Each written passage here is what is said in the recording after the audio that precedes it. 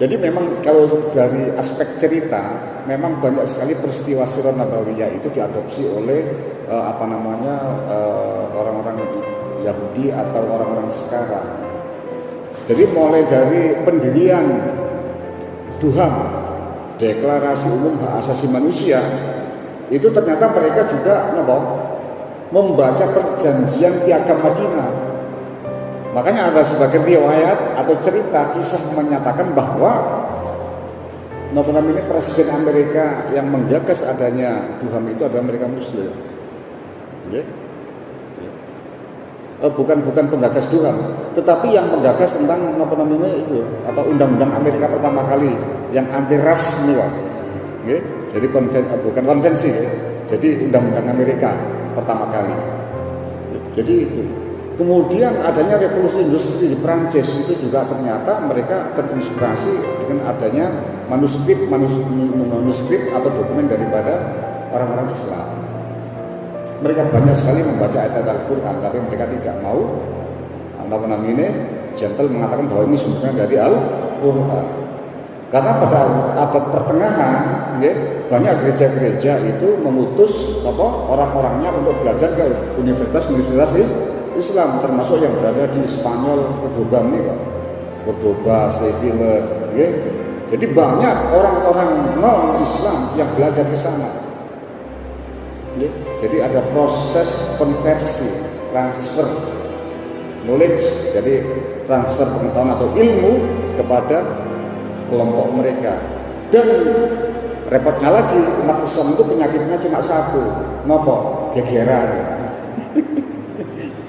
Penyakitnya gue gegeran terus akhirnya kan dia remuk akhirnya hancur lah, baru mereka mendirikan sekolah-sekolah, kemudian terjadilah revolusi Prancis, revolusi industri, revolusi Inggris, sehingga banyak mendirikan perusahaan-perusahaan untuk memproduksi senjata. Maka eranya sudah beralih menjadi era kolonialisme, kan ketemu. Nah, kemudian setelah itu hancur karena adanya desakan-desakan, jadi ada ketimpangan antara dunia ketiga dengan para kolonialisme, gitu. Nah, sehingga terjadilah Perang Dunia I, kemudian Perang Dunia II, kemudian akhirnya direset ulang, akhirnya ada yang disebut dengan era Republik, kan itu. Jadi banyak negara-negara merdeka. Nah, mereka sesungguhnya sudah mempersiapkan, diantaranya adalah dokumen-dokumen. Nah, ini masuk ke objek atau pertanyaan. Memang banyak sekali perjanjian internasional yang sifatnya disparitas. Disparitas itu menzalimi negara-negara lainnya. Tapi kalau kita keluar dari perjanjian itu, traktat-traktat atau konvensi internasional itu, maka kita akan terasing. Nah, inilah yang disebut bahwa memang peradaban ini dipegang oleh mereka, dipegang oleh Amerika. Karena pusat PBB kan ada di Amerika. Ya. Contoh misalnya embargo ekonomi kan gampang, Pak. Gitu. Negara-negara lain nggak boleh hubungan dagang dengan Palestina. Yang lainnya patuh, kalau nggak patuh, ya kan diancam. Ya kan, contoh misalnya Indonesia, gitu. Jadi diancam apa? Mungkin senjatanya tidak dikirim lagi, sebagian bahan bakunya, kan ngerti? Lah, ngerti? Sehingga mereka mengikatnya itu melalui sebuah traktat atau perjanjian internasional, misalnya perjanjian dagang di WTO misalnya. Ya. Termasuk Indonesia ini juga patuh kepada FIFA, aturan sepak bola itu, gitu. Lah ini, katanya kita ini mandiri secara hukum, gitu. Tapi tidak bisa. Ya, dunia itu masih bisa melakukan intervensi. Ya. Nah, Indonesia kadang-kadang dipaksa untuk melakukan perjanjian internasional karena Indonesia telah banyak meratifikasi beberapa aturan undang-undang. Konvensi internasional perdagangan, apalagi di perundang-undangan di dalam kepabeanan kan banyak yang diratifikasi.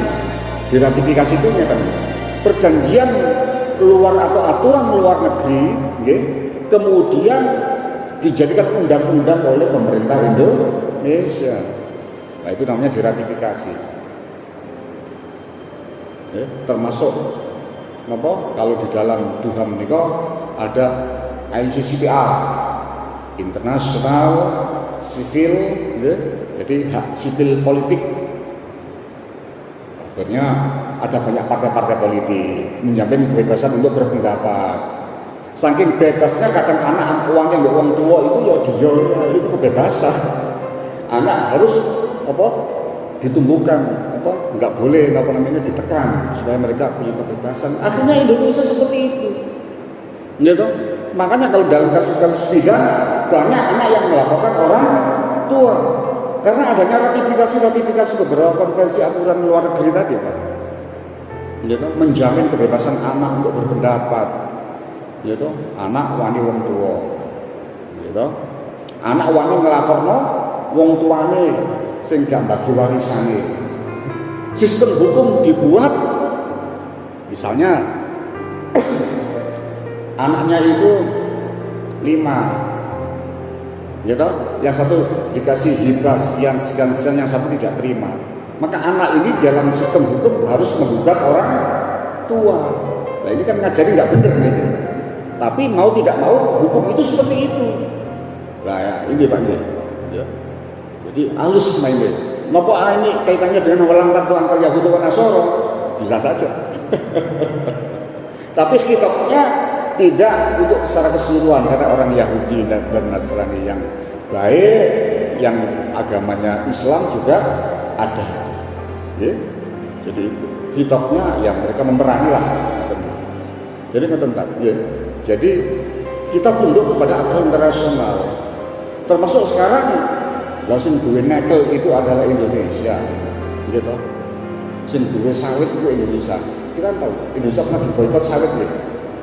Era pandemi kemarin, akhirnya punya inisiatif sawit diproduksi jadi bensin kan ya. Akhirnya Eropa geger, ada kekurangan sawit. Kemudian Indonesia diboikot lagi, boikot ini nekel Indonesia ditambang juga di Indonesia, tapi dipaksa oleh Uni Eropa untuk ngedol bahan baku dan Eropa. Nah ini Pak Jokowi pinter atau pemerintah Indonesia pinter. Apa kita dodolan bahan mentah? Nah, produk jadi produksi menjadi baterai lithium gitu. Akhirnya Indonesia digugat internasional Uni Eropa. Ya kok iso gitu. Kan aneh. Lah ini ya boleh dibilang ini ada kaitannya juga, bukan ada kaitannya, mungkin melihat perjanjian boikot mungkin ada relevansinya, mirip-mirip Pak ya. Tetapi Rasulullah tidak melakukan, tidak ada peradilan untuk menggugat piagam boikot tadi kan. Tapi kalau di ini kan ada kan. Nah ini kan jadi ya.